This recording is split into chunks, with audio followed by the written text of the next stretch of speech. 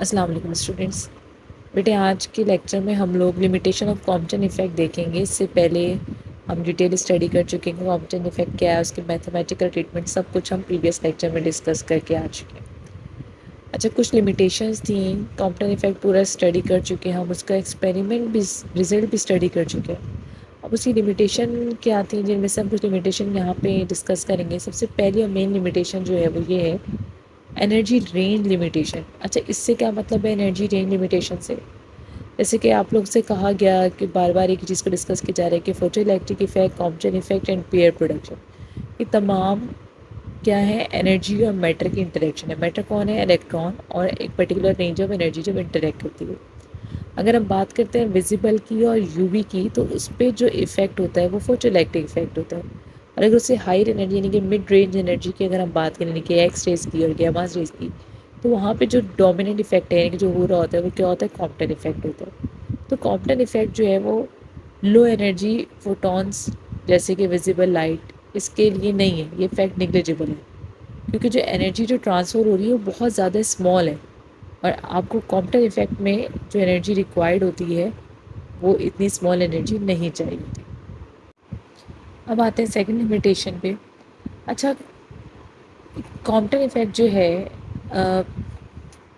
ये जो है ये सबसे ज़्यादा अच्छे से जो डिस्क्राइब करता है, एक्यूरेटली जो डिस्क्राइब करता है, वो इंटरेक्शन विद द फ्री और लूजली बॉन्ड इलेक्ट्रॉन। अच्छा, अब इससे क्या मतलब है कि जो इलेक्ट्रॉन जो आपको पता है कि जैसे हम एटम में आउटरमोस्ट शेल इलेक्ट्रॉन की बात करते हैं, तो जितने इनर इलेक्ट्रॉन होते हैं, बॉन्ड इलेक्ट्रॉन होते हैं, उनकी बाइंडिंग एनर्जी क्या होती है? ज़्यादा होती है।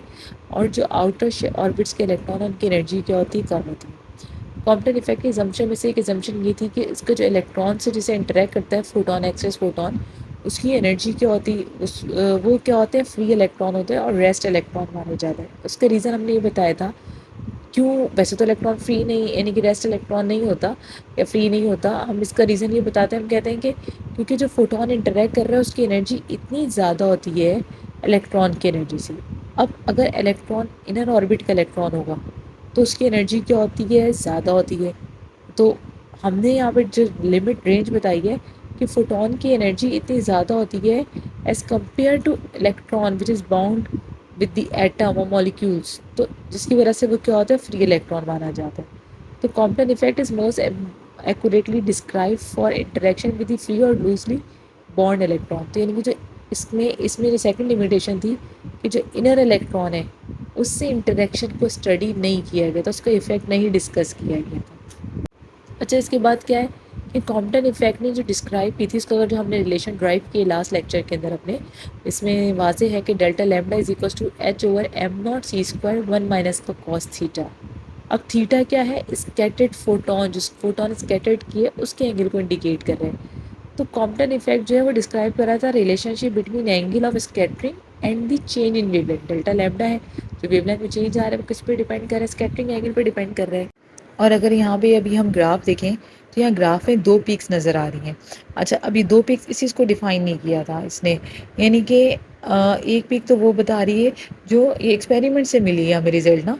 एक पीक तो बता रहा है कि ये वो फोटोन है जिस फोटोन की एनर्जी वही है, यानी कि जो स्कैटर्ड नहीं हुई, यानी कि इसकी अगर हम इस ग्राफ को देखें तो इसके अंदर हमें दो पीक्स नज़र आ रही हैं। अच्छा जी, ये एक्सपेरिमेंटल रिजल्ट था, कॉम्पटन के इफेक्ट का रिजल्ट नहीं था, एक्सपेरिमेंटल था। इस एक्सपेरिमेंटल रिजल्ट के अंदर जो पहली पीक है ये भी किसी को इंडिकेट कर रही है, ये उन फोटोन की इंडिकेट कर रही है, वही फोटोन जिसकी एनर्जी जो इनिशियल फोटोन थे, यानी कि फोटोन अपनी कुछ एनर्जी किसको दे रहे थे? इलेक्ट्रॉन को दे रहे थे। तो एनर्जी के अंदर क्या आ रही थी? कमी आ रही थी, जिसकी वजह से वेवलेंथ क्या हो रही थी? हमारे पास बढ़ रही थी। जो ये पहली पीक है, ये पीक किस को इंडिकेट कर रही है? ये इनिशियल फोटोन को इंडिकेट कर रही है, यानी कि वही फोटोन जो थे, यानी कि कोई एनर्जी इस्तेमाल नहीं। ये सेकंड पीक किस को बता रही है कि कुछ फोटोन ने अपनी एनर्जी क्या की है? यूटिलाइज़ की है। यूटिलाइज़ किसको की है? इलेक्ट्रॉन को दी है। किसको? इलेक्ट्रॉन को दी है, लूजली बॉन्ड इलेक्ट्रॉन को दी है। यानी कि इसका मतलब जो इनिशियल फर्स्ट पीक जो है, यानी जो उसी एनर्जी वाले फोटोन है, इसमें भी कि ये इंटरेक्ट कर रहे थे इनर से, तो कोई इफेक्ट नहीं हुआ, क्योंकि इसके कॉम्पटन के अंदर क्या हो रहा है कि लूजली बॉन्ड इलेक्ट्रॉन को होता है, यानी कि फ्री इलेक्ट्रॉन होता है, जिसकी निस्बत फोटोन की एनर्जी क्या होती है? ज़्यादा होती है।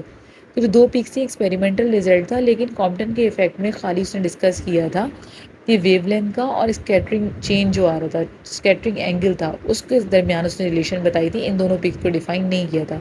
These are some limitation.